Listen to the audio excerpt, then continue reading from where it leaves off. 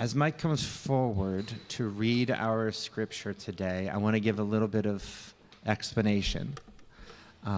As Nicole said, on Good Shepherd Sunday, we typically read Psalm 23, which may be the most well-known passage of Scripture that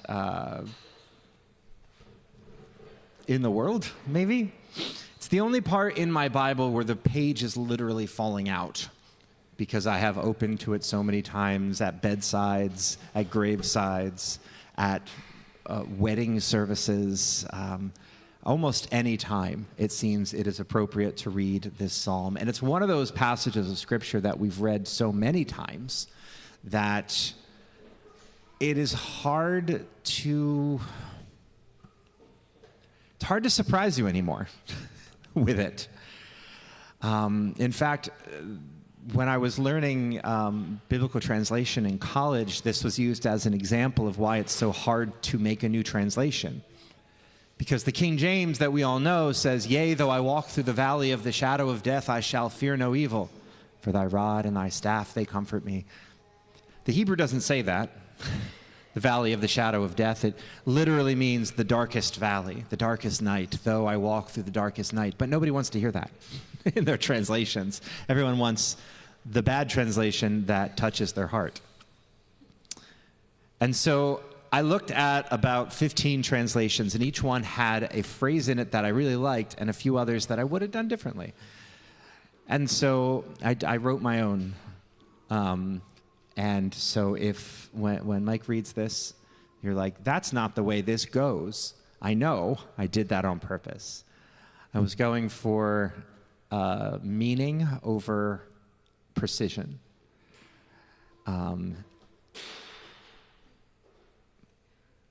Yeah, I won't over-explain anymore.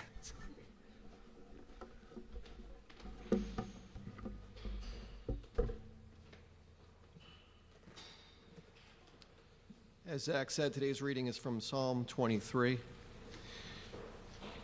You are my shepherd, and I need nothing else. In the softest meadows, you give me rest. Beside still waters, you still my breath. You guide me down the paths I need, for you are made of love. But when the road sinks into the shadows, into the valley of death and dying, I will not surrender to fear, because you are always with me.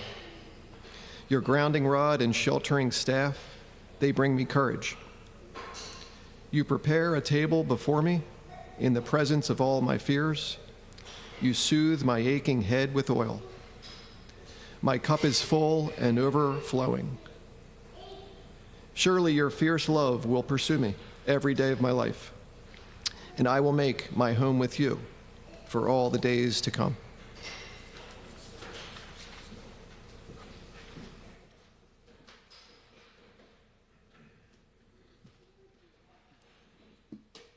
Thank you.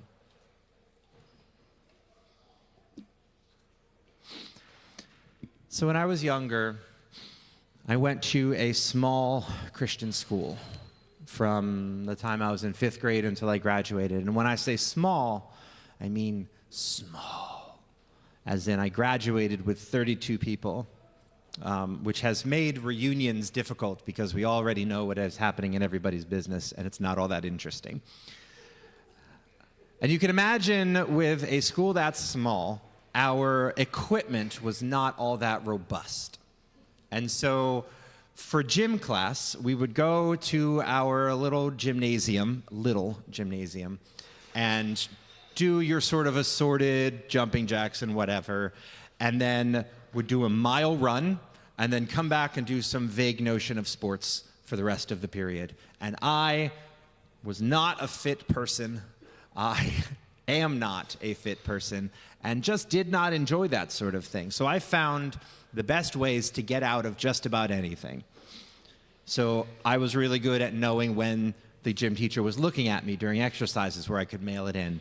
I was really good at knowing how to avoid the sports part afterwards and just hiding under the bleachers and not having to do anything. The one part that was the bane of my existence was that mile run.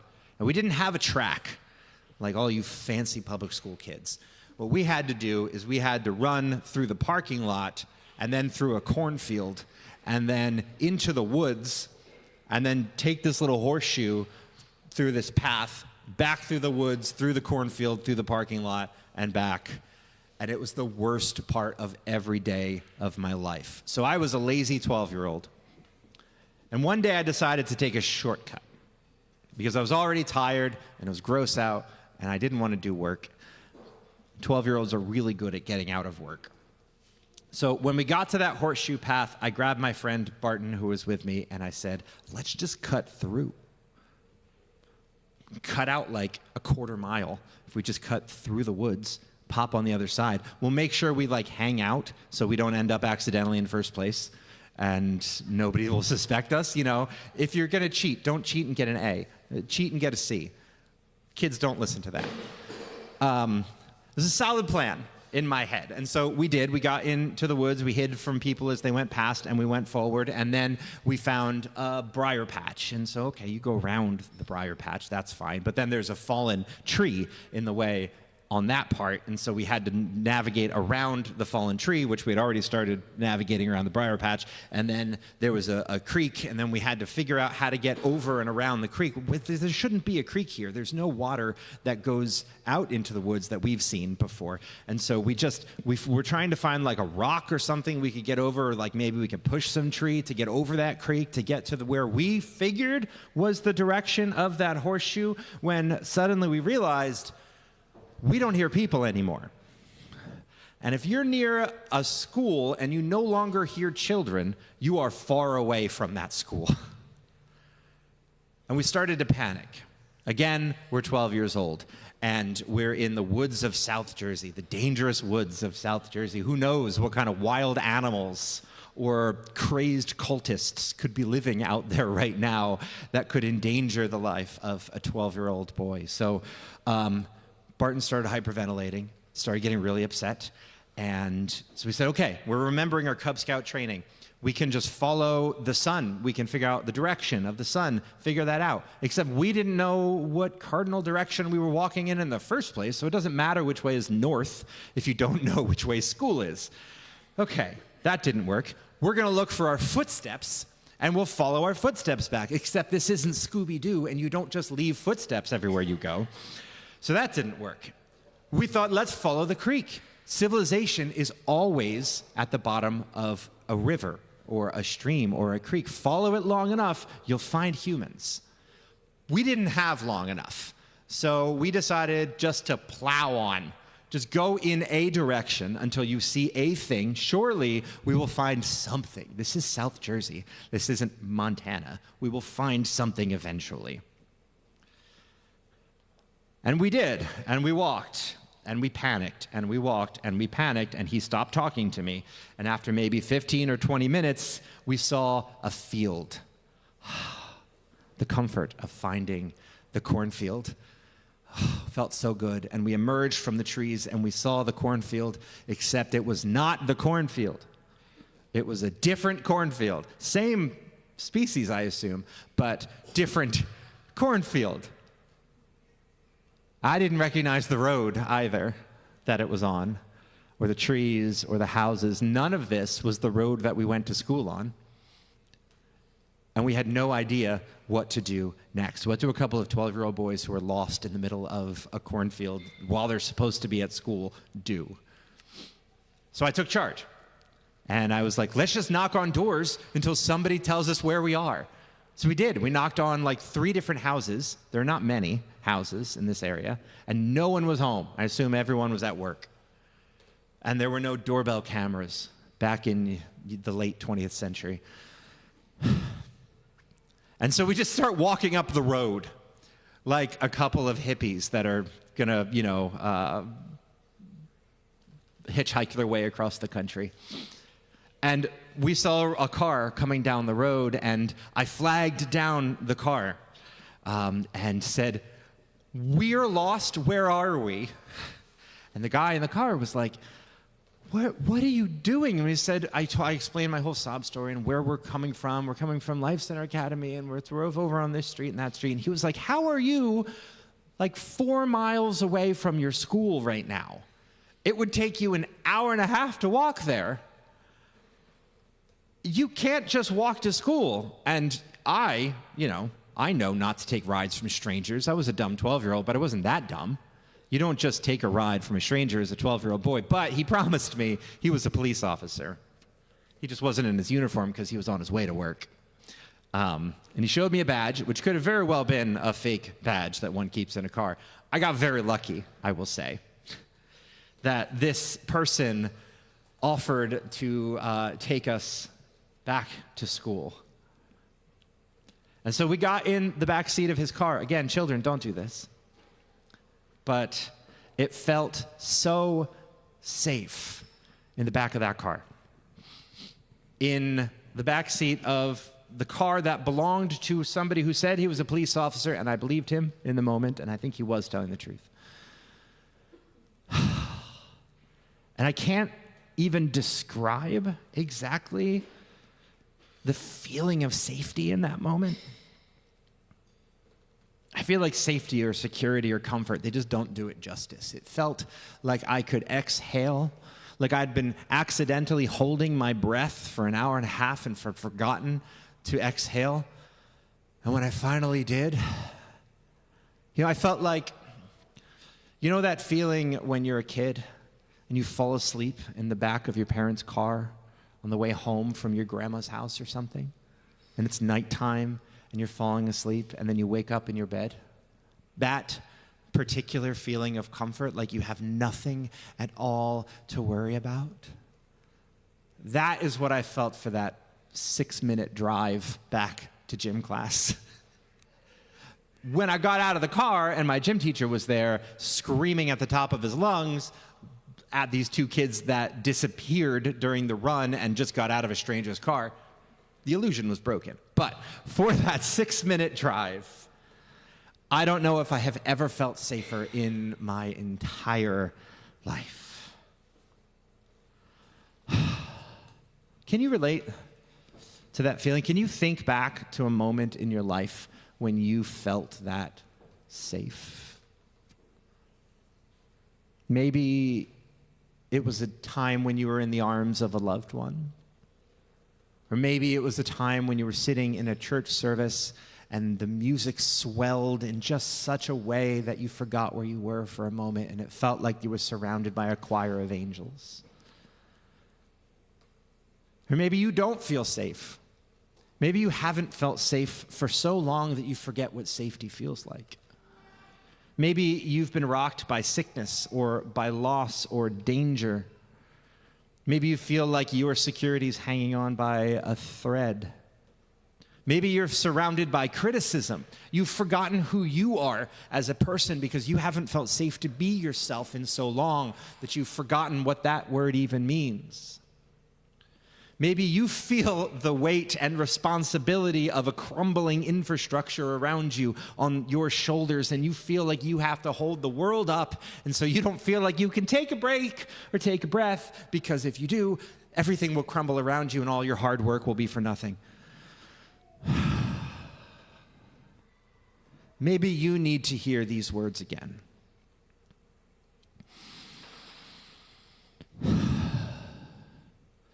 You are my shepherd, and I need nothing else. In the softest meadows, you give me rest. Beside still waters, you still my breath.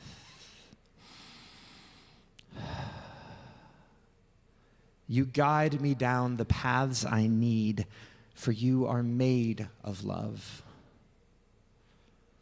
But when the road sinks into the shadows, into the valley of death and dying, I will not surrender to fear, because you are always with me. Your grounding rod and sheltering staff, they bring me courage. You prepare a table before me in the presence of all my fears. You soothe my aching head with oil. My cup is full and overflowing.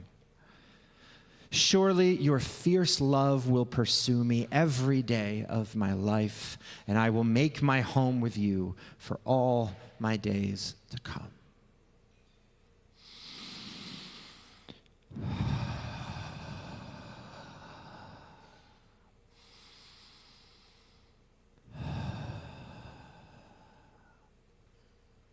I am like a sheep who relies on my shepherd for everything. But my shepherd is the source of life itself, so I lack nothing that matters. Alone I cannot survive, but that's okay because I'll never be alone. The shepherd lets me lie down in the softest grass after a long day of walking on hard stones. The shepherd finds the most still, cool waters to drink from. And by the streams of life, I realize that I haven't taken a deep breath in days.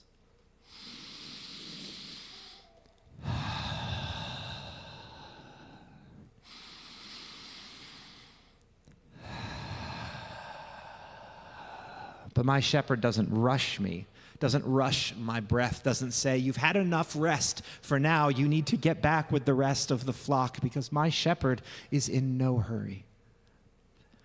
And my shepherd knows that I have a tendency to compare myself with the rest of the sheep in the flock, and so my shepherd takes an extra moment to let me know that you are safe here, where you need to take a breath. And so I do. I take more breaths than I maybe need to, but realize that I needed it more than I realized. And then my shepherd leads me along well-worn paths that have been prepared in advance for me, paths that my shepherd blazed ahead of time. And even when those paths take me through a valley that is as dark as death itself, I will take a deep breath again, and I will do my best to not be afraid, because I know my shepherd is still there. The shepherd's rod and staff, they comfort me. They don't discipline me. They pull me out from the thorns and back into safety, back onto the path, no matter how many times silly old me and my lack of depth perception leads me off the course and into a ravine. My shepherd has prepared a mighty feast for me in the midst of chaos. And even when my fears are unresolved, my table is still full. My shepherd takes my matted and tangled fur and cleans me, anoints me with oil. My cup is not even big enough to hold the amount of blessing that is poured into it. And even when I cannot see the abundance of those blessings, they are still there, poured anew every morning. No matter where I go, love will follow me. No, love will pursue me. Will pursue me like a predator pursues prey. Will pursue me with every ounce that it has in it, because that is the nature of love, and God is love, and God is the source of the universe. So love will pursue me every day of my life. I cannot escape it. And I will dwell in my shepherd's fields forever. No matter how much I wander, no matter how dark the skies look, no matter how loud the wolves may sound, no matter how unlikely it seems in that moment, no matter how much I doubt, and Lord knows I doubt, the Lord is my shepherd, and I shall not want.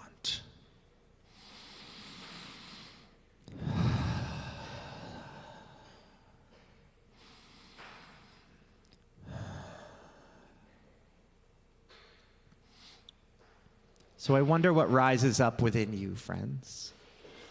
What within you needs comfort in this moment? What requires support? In what ways do you feel the need for the shepherd to wrap you up in their arms?